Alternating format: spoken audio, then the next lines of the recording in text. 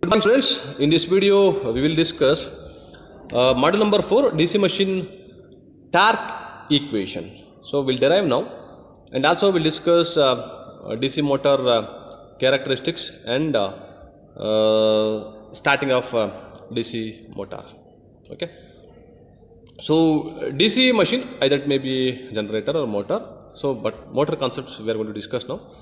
So, how will you get a torque in the DC motor? If you give power supply to the DC motor, when a current carries a conductor placed in the magnetic field, experience a force or experience a torque or twisting force about the axis or turning force, that is called as a torque in the DC motor.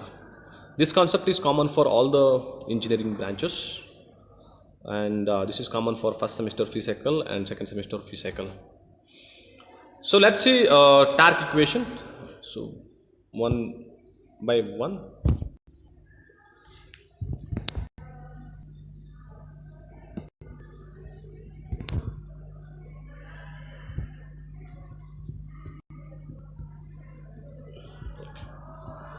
So torque is nothing but what?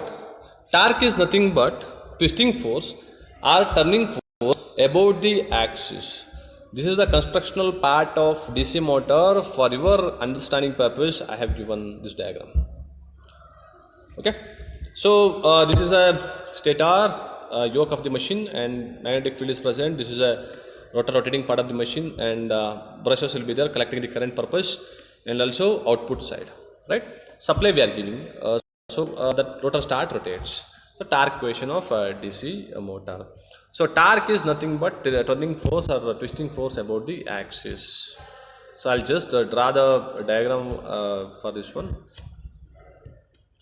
So there is a pulley or drum for the DC motor. This one is the radius of the drum or pulley, and this one is a force, and this one is a rotation in N. This one is R, radius on RPM. So DC motor, if suppose it carries a current, armature conductor carries a current, what happens? So it experiences a force according to Faraday's laws of electromagnetic induction, dynamically induced current purpose, and also Lenz's law, Fleming's law. F is equal to VIL. I is the current flowing through the armature conductor. L is the length of the conductor. Sin theta. Okay. Sin theta. Theta is the angle of movement of the conductor. B is the magnetic flux density, and I is the current flowing through the conductor. L is the length of the conductor. Sin theta is the angle of movement of the conductor. F is the force. Torque is nothing but what? Twisting force or turning force about the axis, right? And if suppose current carries into this DC motor, it gives two power. One is electrical power, another one is mechanical power. So electrical power is what? So when a conductor carries a current in the armature, that current into voltage. What is that voltage? EB into IA. That is electrical power. What about the mechanical power? Torque into omega. Twisting force into omega. So that is T into omega is what? Angular frequency or angular velocity of the motor. 2 pi n by 60. That is EB into IA. So mechanical power developed by the motor, that is T into omega. Electrical power developed by the motor, that is EB into IA. So the speed of the motor is N in RPM, right? So by this diagram, observing this diagram, drum or pulley having radius of R meter, F is the force, N is the speed in RPM. If we give power supply to the DC motor, what happens? So when current carries a conductor carries a current, experience a force. That rotation in the drum or pulley, so that radius R, and then F is the force, N is the Newton meter. By equating both the equation, like mechanical power developed by the motor and electrical power developed by the motor. So EB into IA is equal to T into omega. But EB is equal to what? Back EMF, 5 PNZ by 60A. So what is that meaning of back EMF? That back EMF always opposes the supply voltage. How will you get the back EMF in the DC motor? When conductor start rotating, initially we are giving current to the conductor. When current carrying conductor placed in a magnetic field experience a force, that force will be there, rotation will be there. When start rotating, so what happens?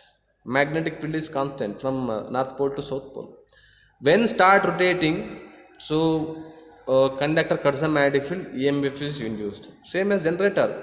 Generator rotation, we are giving mechanical input, but here mechanical rotation is there, magnetic field is also present. So that time induces EMF. That EMF is called as, for the motor, back EMF. If it is a generator, we can call it as generating EMF. Right? So EG is equal to 5 PNZ by 60A. Right? So EB is equal to 5 PNZ by 60A into IA. TA is equal to 2 pi N by 60. TA is equal to 1 by 2 pi phi IA, that PZ by IA. So torque is equal to 0.159 phi IA PZ by A Newton meter. Torque is directly proportional to flux, directly proportional to IA. This is the torque equation of DC motor. Okay. So types of DC motor and characteristics and application. Necessity of starter of DC motor is the extra concept. Types of DC motor, we are having shunt motor, series motor, compound motor, right? Separately except DC motor also is there, but so shunt motor, series motor, compound motor is very important for the examination point of view. And characteristics: speed versus torque, torque versus armature current, and speed versus armature current. Okay, and also for series motor also speed versus torque, torque versus armature current, and torque armature current versus speed. Right? So brush DC motor versus DC motor. Necessity of starter, initially at the time of starting, there is no back EMF. For that, to eliminate that one, inrush current, more current, we need a starter. This is separately excited DC motor, shunt motor, and then series motor. Okay, this is the types of DC motors in the concepts. See here. So types of DC motor, see here. Separately excited DC motor, series motor, shunt motor. What about separately excited? Field winding is separated by the armature, that is called as a separately excited DC motor, and field winding is series with armature is called as a series motor, and field winding is parallel with armature is called as a shunt motor. And